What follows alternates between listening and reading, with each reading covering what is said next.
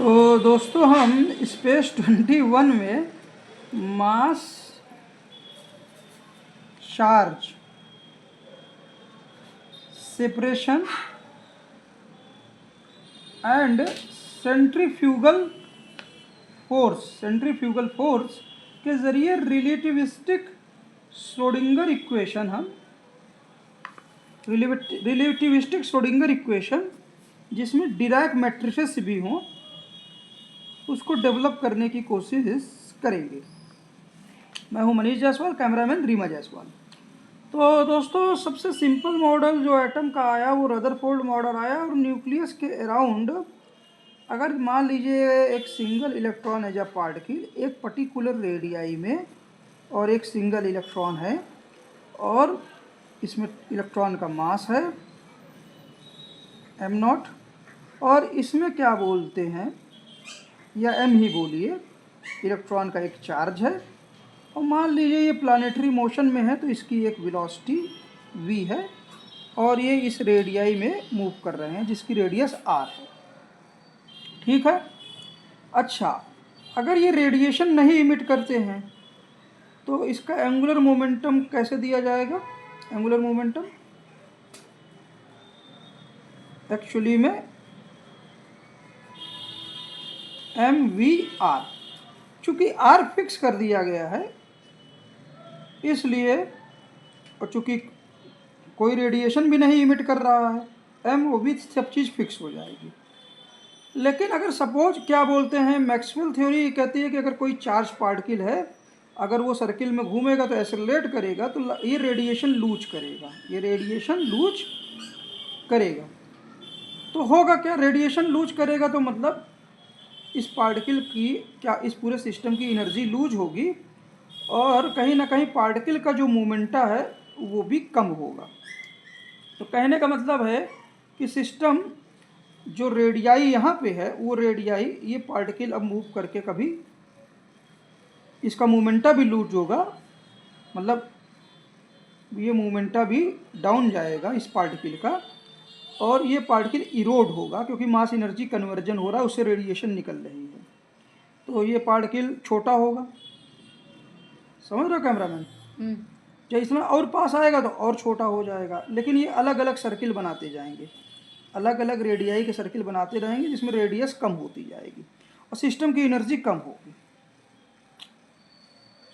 अगर हम ये मान लें कि ये जो रेडिएशन लगातार निकल रही है अगर वो पूरी तरह से लॉस नहीं होती है और वो इस सिस्टम में ही रह जाती है तो कहने का मतलब जब पार्टिकल यहाँ पे होगा तो काफ़ी कुछ रेडिएशन लूज हो चुका होगा, लेकिन क्या बोलते हैं ये जो रेडिएशन निकला है ये इलेक्ट्रॉन की जो पोजीशन है उसके क्लाउड के साथ उसी के अंदर ये रेडिएशन है, है। जितना दूर पार्टिकल जाएगा उतना ही उसके पार्टिकल का मोमेंटा तो कम हो जाएगा, लेकिन जो भी ये मोमेंटा रेडिएशन में बदलेगा, जो भी एनर्जी लॉस होगा वो एक्चुअली में क्लाउड में फैलता जाएगा। होगा क्या कि आपको ऐसा लगेगा, अब इतने बड़े बड़े क्लाउड हम नहीं दिखाएंगे, लेकिन ऐसा लगेगा क्या बोलते हैं कि पार्टिकल प्लस क्लाउड उसका जो डिस्टेंस रहेगा, उसके सेंटर ऑफ मास का डिस्टेंस एक्चुअली में वही रहेगा। तो इस वाले में ये वाला जो एकदम छोटा पार्टिकल है और उसका क्लाउड और बड़ा हो गया है, ठीक है ना। लेकिन इनका सेंटर ऑफ मास जहाँ से हम एक्चुअली में चले थे, छोटा पार्टिकल बड़ा क्लाउड, उससे बड़ा पार्टिकल उससे छोटा क्लाउड, और यहाँ पे तो क्लाउड था ही नहीं ना। लेकिन इन सब का centre of mass, combined centre of mass particle plus cloud का, वो हमेशा इसी पोजीशन पे रहता है। तो यहाँ पे हम ये कहना चाहते हैं कि centre of mass her case में पार्टिकल और जो क्लाउड है उनका एक ही इसी स्थान पर है। यहाँ पे शुरू में पार्टिकल था, उसके बाद जब पार्टिकल इरोड हुआ तो यहाँ आया और इरोड हुआ तो और छोटा हुआ। लेकिन जो क्लाउड के साथ इनकी क्या बोलते हैं सराउंडिंग क्लाउड के साथ, अगर इस सराउंडिंग क्लाउड के साथ अगर इसके सेंटर ऑफ मास देखा जाए वो यही रहेगा। कहाँ रहेगा कैमरामैन? वो यही रहेगा, ठीक है ना। तो होगा क्या कि यहाँ मान लीजिए पार्टिकल है तो एक क्लाउड और बड़ा हो जाएगा, और जिससे सेंटर आप पार्टिकल और क्लाउड हमेशा उसी सेंटर पे रहेगा, क्योंकि रेडिएशन इसी के अंदर है। ठीक है, ये बात क्लियर हुई। अच्छा, तो पार्टिकल प्लस क्लाउड का सेंटर अगर वहीं पे है, पार्टिकल प्लस क्लाउड का सेंटर वहीं पे है, और जो सेंटर है ये क्लाउड है, ये क्या है, क्लाउड। तो पार्टिकल और उसका क्लाउड का जो सेंटर हमेशा वहीं रहता है। हाँ, पार्टिकल इरोड होता जाता है, और इस बीच वो पार्टिकल का मोमेंटा हमेशा क्या बोलते हैं, लेस होता जाता है। पार्टिकल का मोमेंटा हमेशा लेस हो जाता है, और वही एक्स्ट्रा एनर्जी क्लाउड बनाती चली जाती है, वही एक्स्ट्रा एनर्जी क्लाउड बनाती चली जाती है। लेकिन पार्टिकल और उसका जो क्लाउड है, पार्टिकल प्लस क्लाउड, उसका सेंटर वही रहता है। ठीक है ना, उसकी रेडियाई वही रहती है, उसकी रेडियाई कैमरामैन वही रहती है। तो मान लीजिए सिंगल पार्टिकल था, क्लाउड बिल्कुल नहीं था जहाँ से स्टार्ट किए थे, तो वहाँ पर सेंट्रीपीटल या सेंट्रीफ्यूगल फोर्स क्या होगा, अगर हम जिस रेडियाई में ये घूम रहे हैं, अगर रेडियाई तो अलग अलग चेंज होती रहेगी, स्पाइरलिन होता रहेगा, लेकिन अगर हम घूमने के साथ सिस्टम को देखें तो एक्चुअली में, या इसी सिस्टम को अगर सेंट्रीपीटल फोर्स के अनुसार देखें या सेंट्रीफ्यूगल फोर्स के अनुसार देखें, तो यहाँ पर mv² इज इक्वल टू, ये सेंट्रीफ्यूगल फोर्स रोटेटिंग फ्रेम में होगा, और सेंट्रीपीटल फोर्स प्रोवाइड करेगा घूमने के लिए, जो फिक्स्ड फ्रेम में देखेंगे।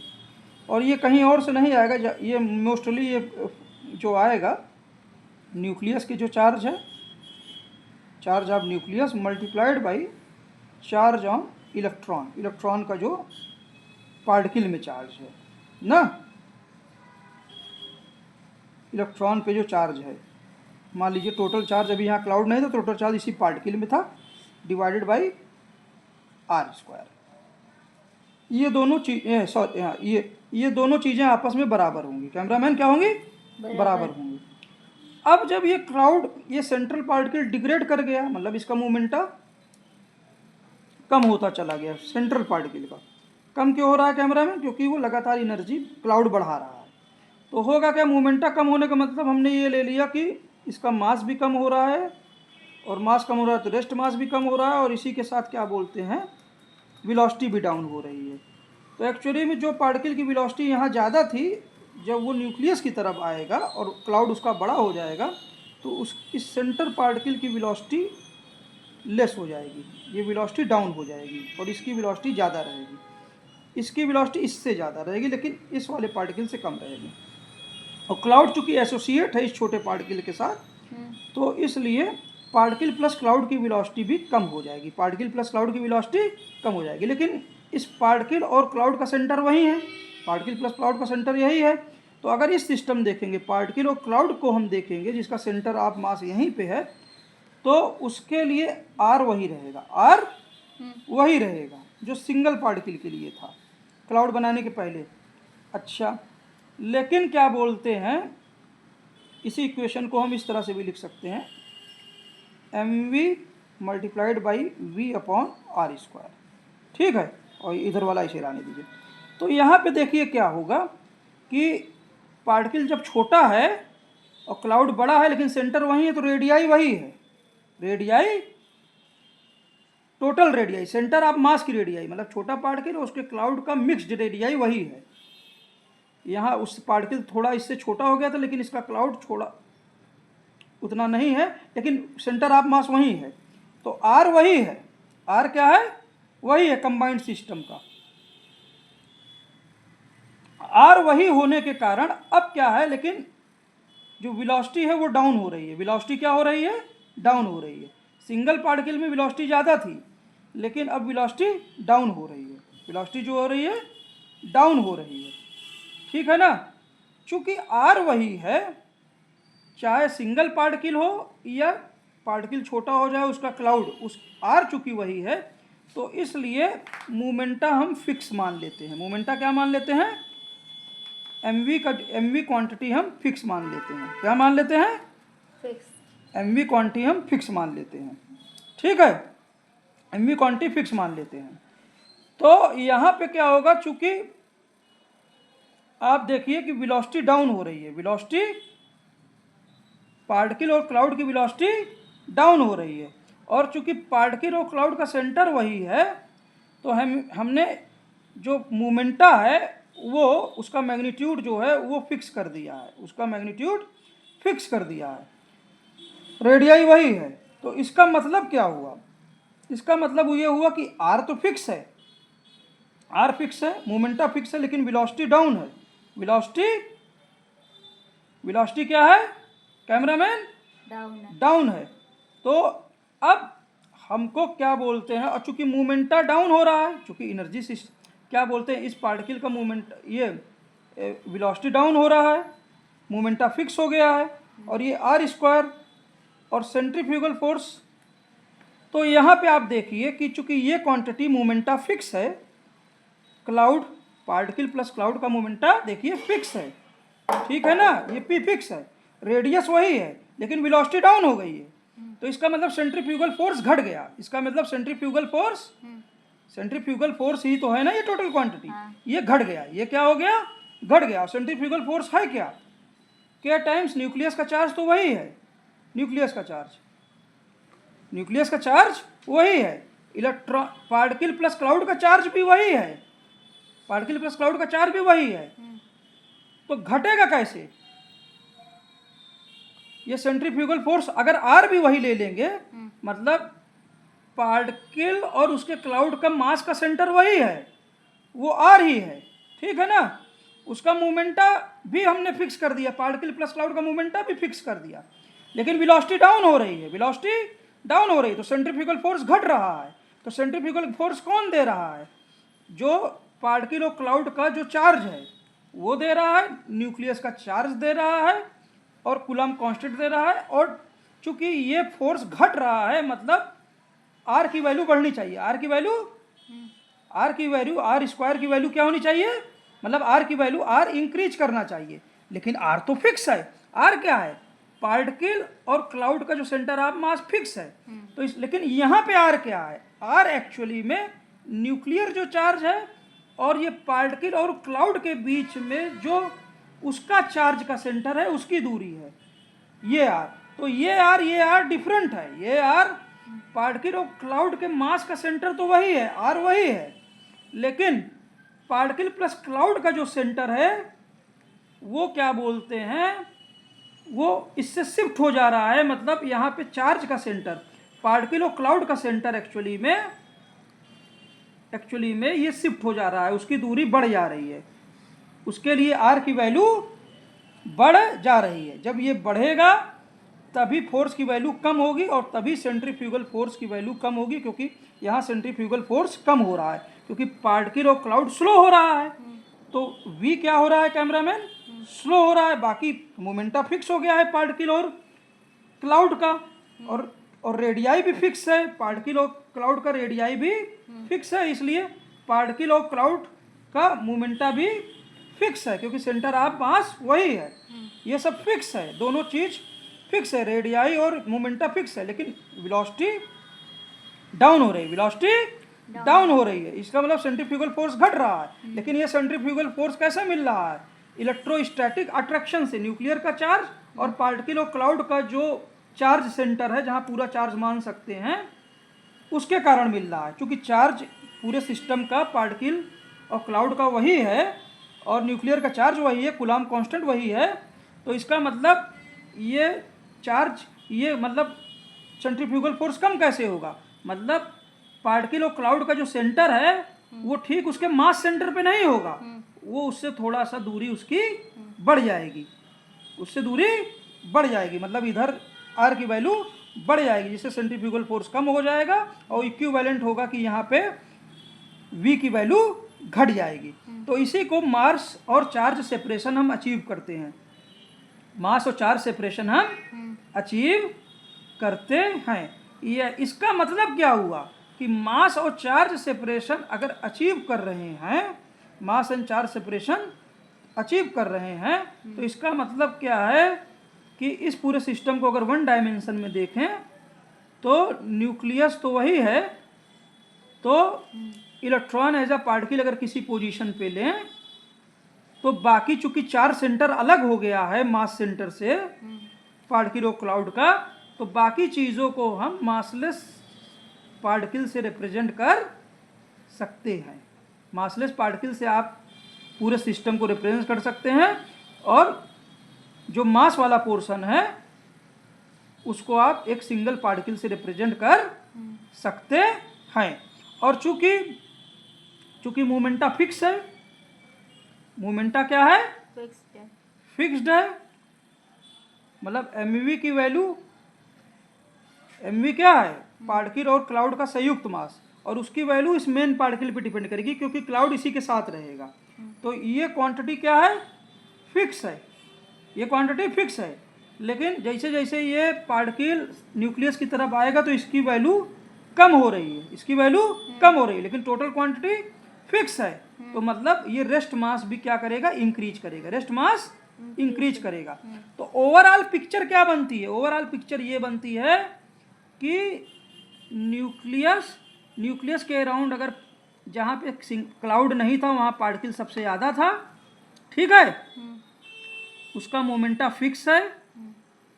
अब जैसे ही पार्टिकल न्यूक्लियस की तरफ आएगा स्पाइरल इन होगा तो पार्टिकल का कोर घटेगा, कोर और छोटा होगा, लेकिन जो क्लाउड रहेगा क्लाउड बड़ा होता जाएगा, क्लाउड बड़ा होता जाएगा, लेकिन पार्टिकल और क्लाउड का मोमेंटा हमेशा फिक्स रहेगा। लेकिन जो इसकी वेलोसिटी यहाँ रहेगी पार्टिकल की, बड़े वाली की, वो ज़्यादा रहेगी, और सिंगल छोटा वाला पार्टिकल है उसकी क्लाउड की वेलोसिटी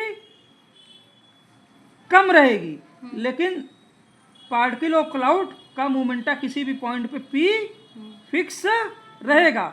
इस तरह के सिस्टम को कैसे रिप्रेजेंट कर सकते हैं हम?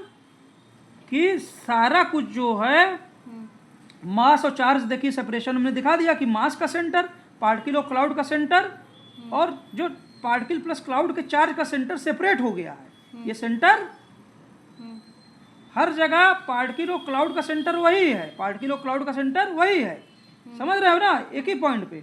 लेकिन ये जो पार्टिकल और क्लाउड का जो चार्ज सेंटर है वो बदल रहा है, वो शिफ्ट हो रहा है, वो दूर जा रहा है, समझ रहे हो ना, वो दूर जा रहा है। तो इसलिए क्या बोलते हैं, इस सिस्टम को हम मास और चार्ज सेपरेशन हो रहा है, इसलिए मास और चार्ज जब सेपरेट हो गए हैं, सेपरेशन हो रहा है, तो पूरे सिस्टम को हम मासलेस चार्ज पार्टिकल से रिप्लेस कर सकते हैं। और यही मासलेस चार्ज पार्टिकल किसी भी जगह आपस में कोलेस कर कर मास बनाते हैं। क्या बनाते हैं? इलेक्ट्रॉन का पार्टिकल का मास, उसको मास देते हैं, वो मास मूव भी करता है, उसमें कुछ वेलोसिटी भी होती है, ठीक है, मतलब कोर पार्ट मूव भी करता है, उसी के साथ क्लाउड भी मूव करता है, पार्टिकल को भी मास देते हैं। और तो इन हमको क्या बैलेंस करना चाहिए?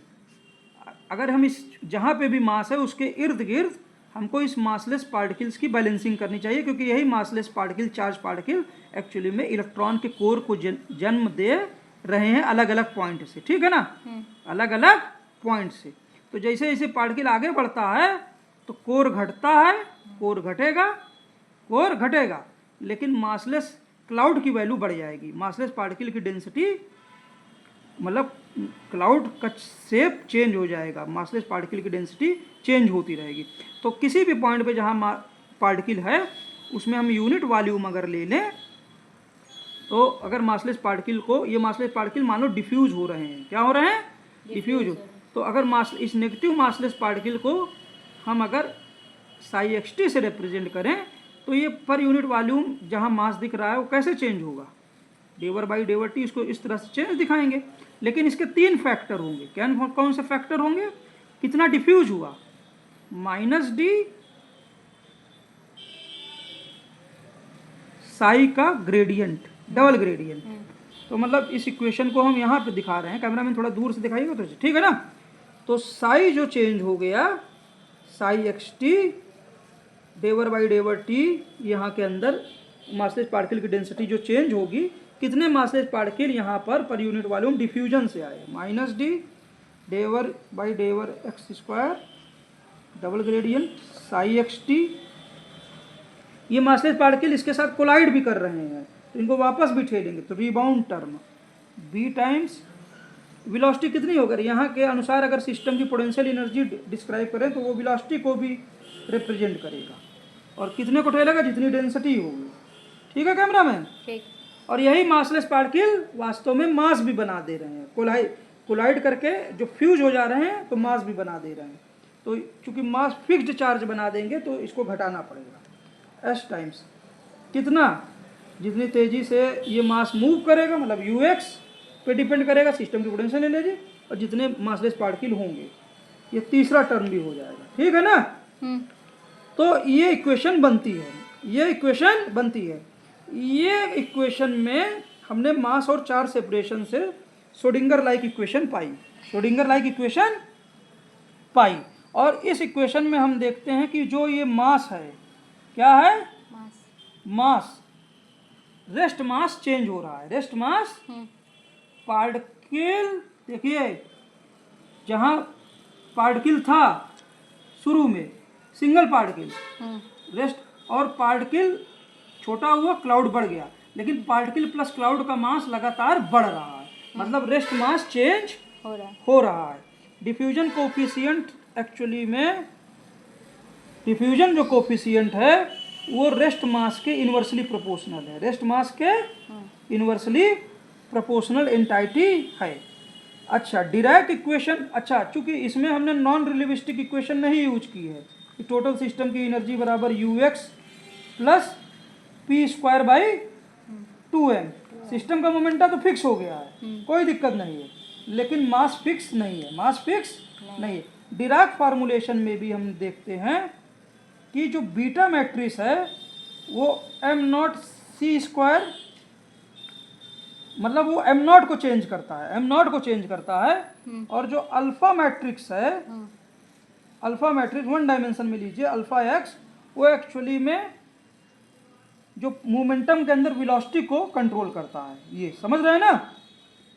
तो लेकिन इस इक्वेशन में हमने नॉन रिलेटिविस्टिक इक्वेशन का प्रयोग नहीं किया है, नॉन रिलेटिविस्टिक इक्वेशन का प्रयोग नहीं किया है। तो ये इक्वेशन मास चार्ज सेपरेशन से आई है, तो ये इक्वेशन क्या बोलते हैं, चेंजिंग मास के साथ हमने बनाई है। ये इक्वेशन को किससे बनाई है? चेंजिंग रेस्ट मास के साथ बनाई है।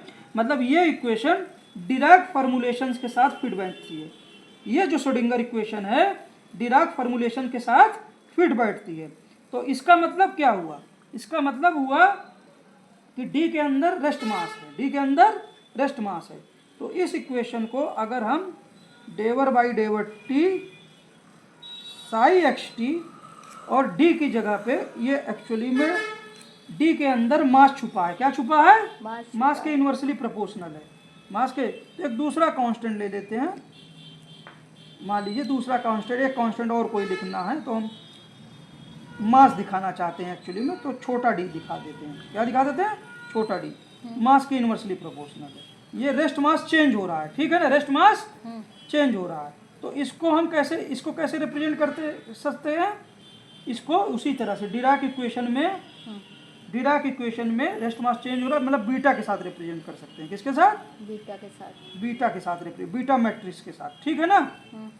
और ऊपर जो कांस्टेंट है हम क्या बोलते हैं, अभी इसको डी ले लिए हैं, ठीक है ना? और ये डेवर स्क्वायर डेवर X square psi X T, ठीक है ना? प्लस वेलोसिटी कहाँ छुपी हुई है? यूएक्स में। कहाँ छुपी हुई है? यूएक्स में। तो एक्चुअली में यूएक्स को एक्चुअली में हम beta alpha matrix, velocity component कौन कंट्रोल कर रहा है? ये alpha, alpha velocity component control कर रहा है, क्योंकि टोटल एनर्जी फिक्स है, टोटल एनर्जी फिक्स है। और रेस्ट मास अगर चेंज होगा, चूंकि मोमेंटा फिक्स है, तो इसका मतलब हमको वेलोसिटी के लिए एक अल्फा की वैल्यू लेनी पड़ेगी। तो वेलोसिटी को कौन कंट्रोल कर रहा है यहाँ पर? यूएक्स। कौन कंट्रोल कर रहा है? यूएक्स कंट्रोल कर रहा है ना? तो यूएक्स एक्चुअली में अल्फा को रिप्रेजेंट करता है। यूएक्स किसको रिप्रेजेंट करता है? अल्फा को रिप्रेजेंट करता है। तो यहाँ पर अभी हम वैसे ही रहने देते हैं। और ये क्या है? Spin constant. क्या है?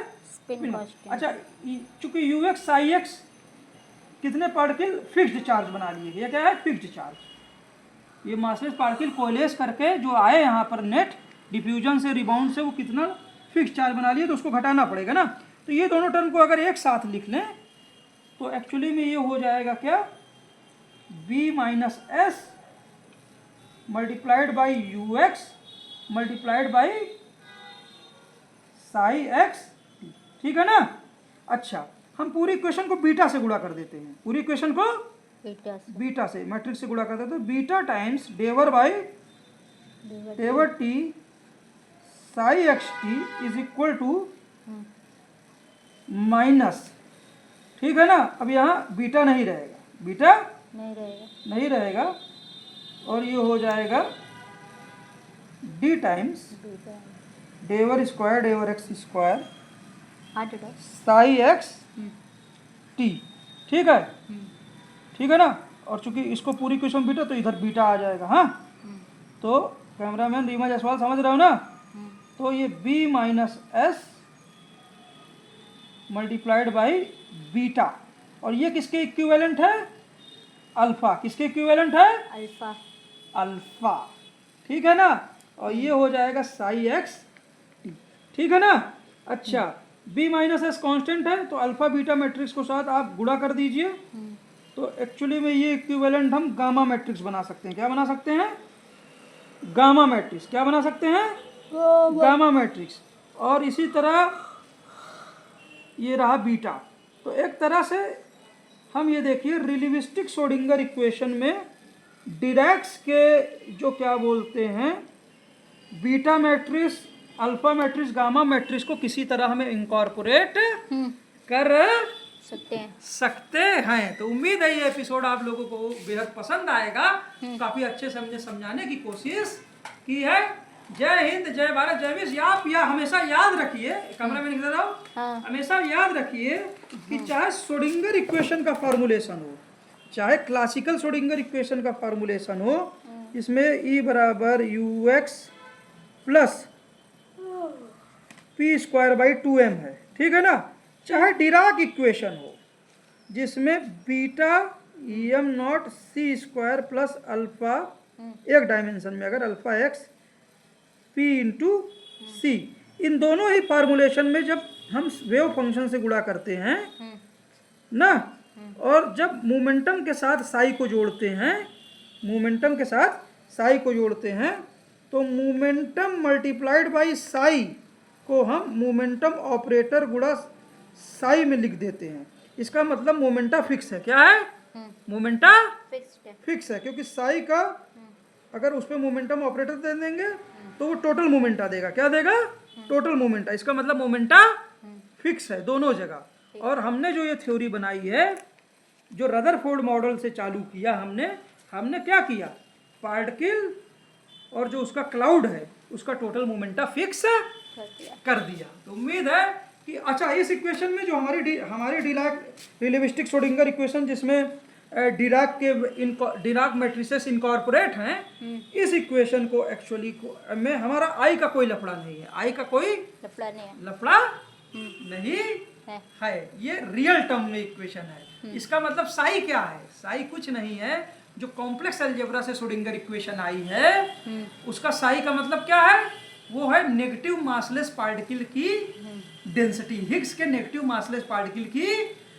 डेंसिटी, ठीक है ना। ठीक। तो ये और पॉसिबल कैसे हुआ, मास और चार्ज सेपरेशन से। ठीक। तो मैं हूँ मनीष जायसवाल और कन्या चौराहा मुट्ठीगंज प्रयागराज इलाहाबाद यूपी इंडिया से, जो विश्व के साथ सामंजस्य में है, और कैमरामैन का नाम है Reema Jaiswal. Thank you sir. इसको जरूर कायदे से इसको थोड़ा देखिएगा, कुछ कमी हो तो कमेंट जरूर करिएगा। जय हिंद, जय भारत, जय विश्व। मैं एक लेमैन हूँ, लेकिन किसी तरह से क्वांटम फिजिक्स के उसके सेंटेनरी ईयर पे एक सेंस देने की कोशिश कर रहा हूँ कि कैसे सब कुछ, मतलब प्योरली मैथमेटिक्स नहीं है, उसके पीछे एक फिजिकल मॉडल है। जय हिंद, जय भारत, जय विश्व। Thank you.